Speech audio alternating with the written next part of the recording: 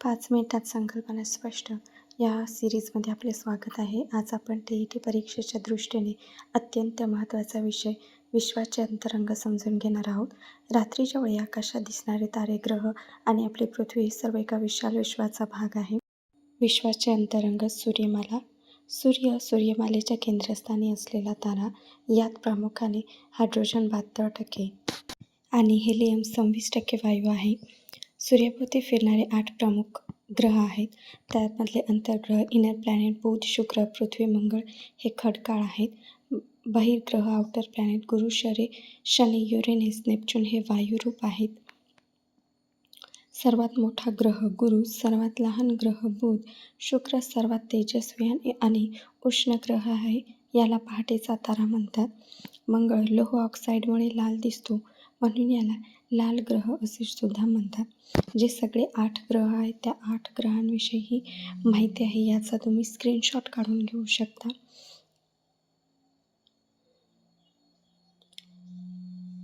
पुढे आपण सुरुवात करूया व्हिडिओला. आकाशगंगा आणि दीर्घिका. आपली सूर्यमाला मंदाकिनी मिल्की वे या आकाशगंगेचा भाग आहे. असंख्य तारे आणि त्यांच्या ग्रहमालिकांच्या समूहाला दीर्घिका म्हणतात. इतर खगोलीय वस्तू, उपग्रह सूर्याभोवती स्वतंत्रपणे न फिरता विशिष्ट ग्रहाभोवती फिरणाऱ्या खगोलीय वस्तूंना उपग्रह म्हणतात. ग्रहासारखे उपग्रह सुद्धा स्वतःच्या अक्षावर स्वतःभोवती फिरतात. चंद्र हा पृथ्वीचा उपग्रह आहे. बटुग्रह. सूर्याभोवती प्रदक्षिणा घालणारी लहान आकाराची खगोलीय वस्तू म्हणजे बटुग्रह होय. प्लुटोसारख्या खगोलीय वस्तूंचा बटुग्रहात समावेश होतो. प्लुटोला सूर्याभोवती फेरी मारण्यास 248 वर्षे लागतात, तर परिवलनात 6.38 दिवस लागतात. लघुग्रह. सूर्यमालेतील ग्रहांच्या निर्मितीच्या वेळेस ग्रह बनण्यास निष्फळ ठरलेल्या लहान लहान खडकांना लघुग्रह म्हणतात. मंगळ आणि गुरु या ग्रहांच्या दरम्यान खगोलीय वस्तूंचा पट्टा निर्माण झाला आहे. सर्व लघुग्रह सूर्याभोवती परिभ्रमण करतात. सूर्यमालेतील ग्रहांची सगळी माहिती या चार्टमध्ये दिलेली आहे. याचा तुम्ही स्क्रीनशॉट काढून घेऊ शकता. काही महत्त्वाचे मुद्दे आहेत जे आपण आजच्या व्हिडिओमध्ये बघितले.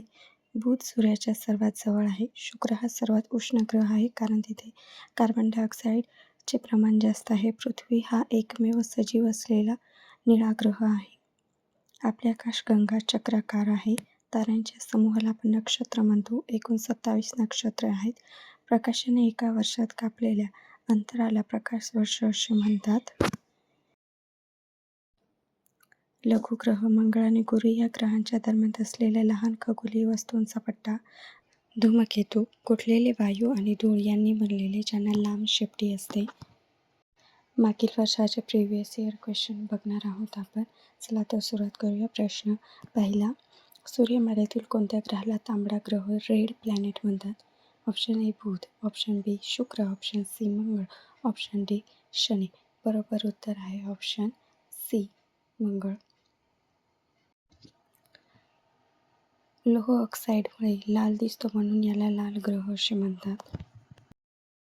प्रश्न दुसरा. सूर्याच्या सर्वात जवळचा ग्रह कोणता?